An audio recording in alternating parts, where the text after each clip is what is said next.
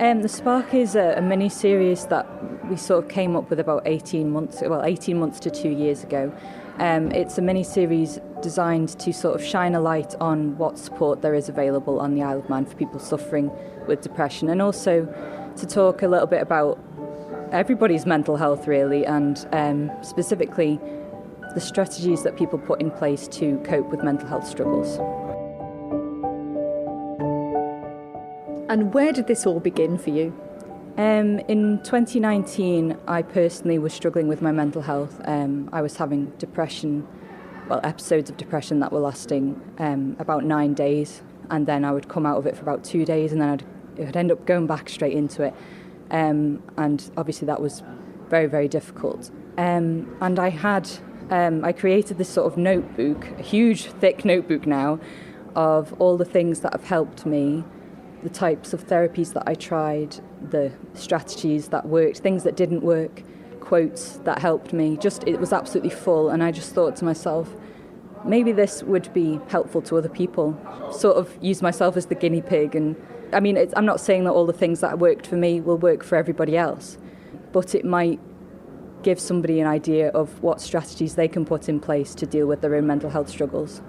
So at the moment, we've got 6 episodes, and we speak to Carl Bovenizer, who's the life coach who Manx Radio people will know very well, Adam Hudgeon from Reach Isle of Man, and a wonderful counsellor who's called Karen Quayle. And in our discussions, we talk about things that have sort of helped us as well. So I'm hoping that this documentary will, through me and Adam and through all the people who are involved, that they will pick up something from it that might just give them a little bit of hope, hence the title, The Spark, really. So why the title then? Where does the spark come from?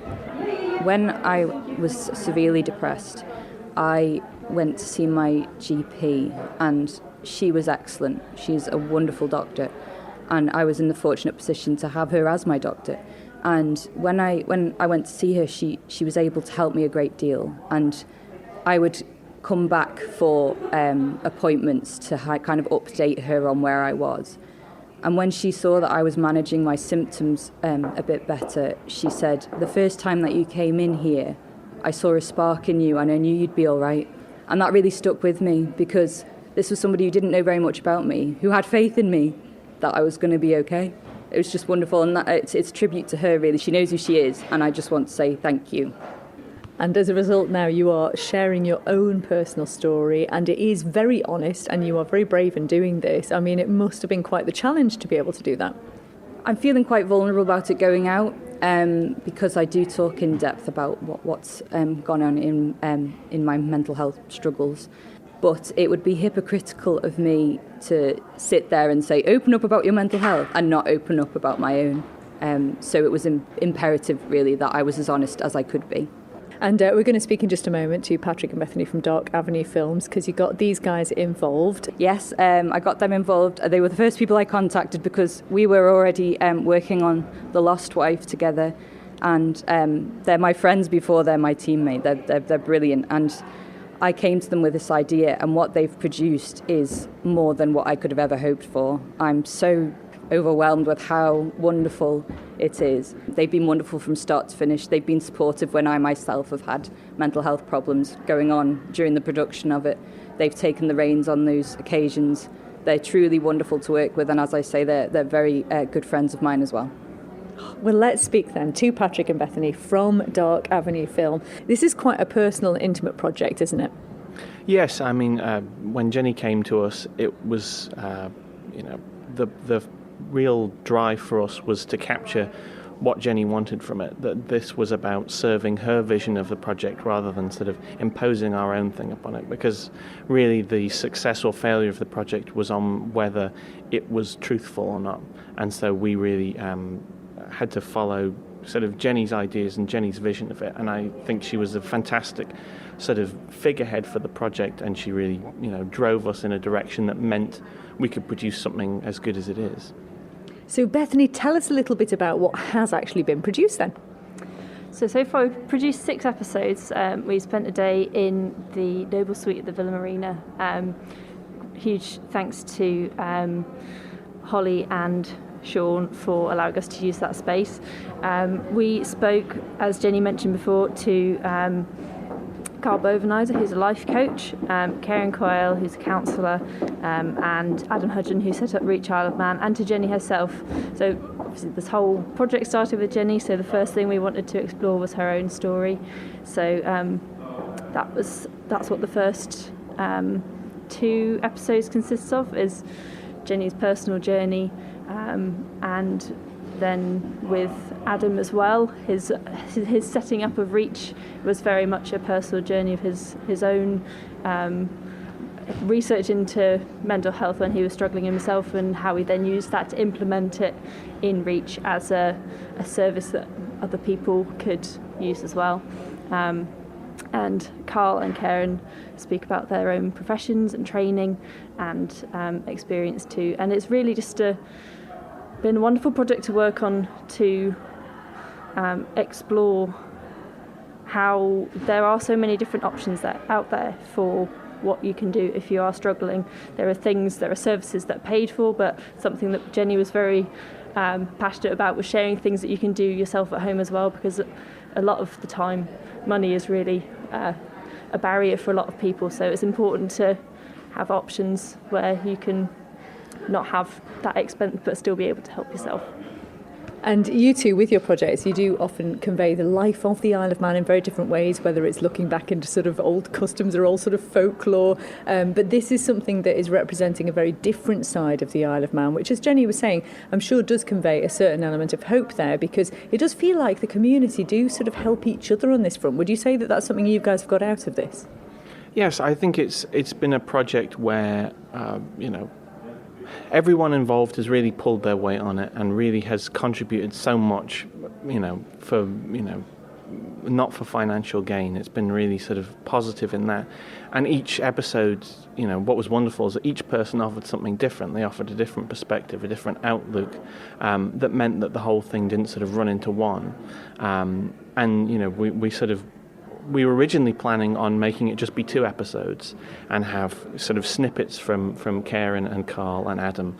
And then when we got to editing it, was like, there's too much good stuff here. There's too much that's useful. There's too much that's positive. And so it grew and grew and grew. And I think that's going to give it the best possible story for everyone who's watching. Okay, I'm going to come back to you now, Jenny, then, because I want to ask you, who would you say is most likely to benefit then from this series? I would hope that it would help anybody, really. If somebody is really, really struggling, I would hope that they could see, like in the videos, that there are people who want to support you, and there are people who have maybe been where you are. And I'm not saying I've walked in your shoes, but I'm saying that we've probably been through a very similar place. And if we can sort of bring each other out of that by talking about it, by talking about our own experiences, but predominantly how we've got through the tough times, I think that's really important. So I would hope that it would be beneficial to anybody. And if there's someone listening or watching or listening to this interview now, if there's someone listening who thinks, actually, there's someone I know who is struggling at the moment, from your experience for someone who's been there, what can that friend or that family member do? What is the best thing that they can do? I think it's important to try and listen. Now, the person who's depressed may find it very difficult to put into words how they're feeling. So bear with them. Just try and sit with them. Patience is a huge factor, I think, here. And also just letting them know that you are there and be there. Say that you've got to look after yourself as well. So it's difficult. But if you're able to be there for them and tell them that you're there for them, then I think those 2 factors are very important. This has all come about because lots of people have put in a lot of time and effort, as we've been hearing. We've been talking to Patrick and Bethany about their involvement as well. I'm sure there's lots more people behind the scenes as well. Oh, yes. Our editor, Phoebe Knowles, has been excellent from start to finish, and she must have been tearing her hair out because I'm a bit of a perfectionist. I was saying, can you get rid of this? Can you get rid of that?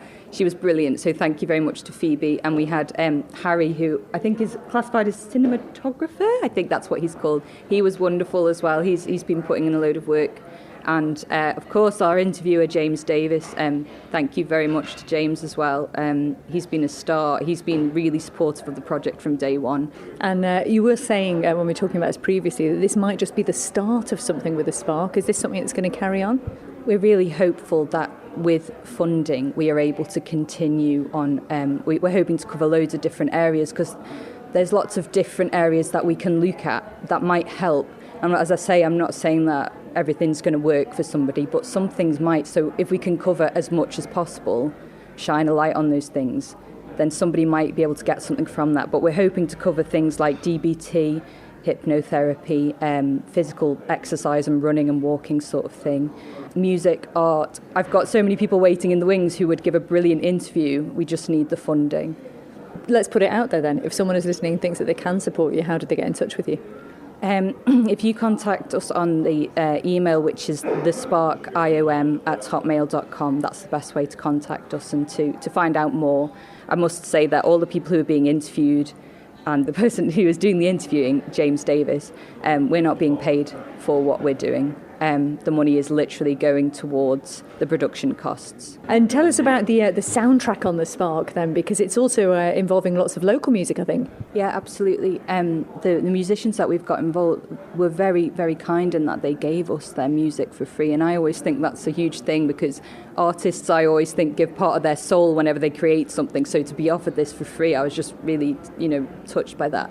But we have music from Ian Thompson, who's a very good friend of mine, Jeff Jepson, Matt Creer, Mira Royal, of course, who's playing the harp music, which is absolutely beautiful. So thank you very much to those people, and thank you very much to our sponsors, including the Isle of Man Arts Council. We really appreciate everything that you've done for us. And Bethany then, so this whole series then, The Spark, this documentary series, where can we find it and when will it be available?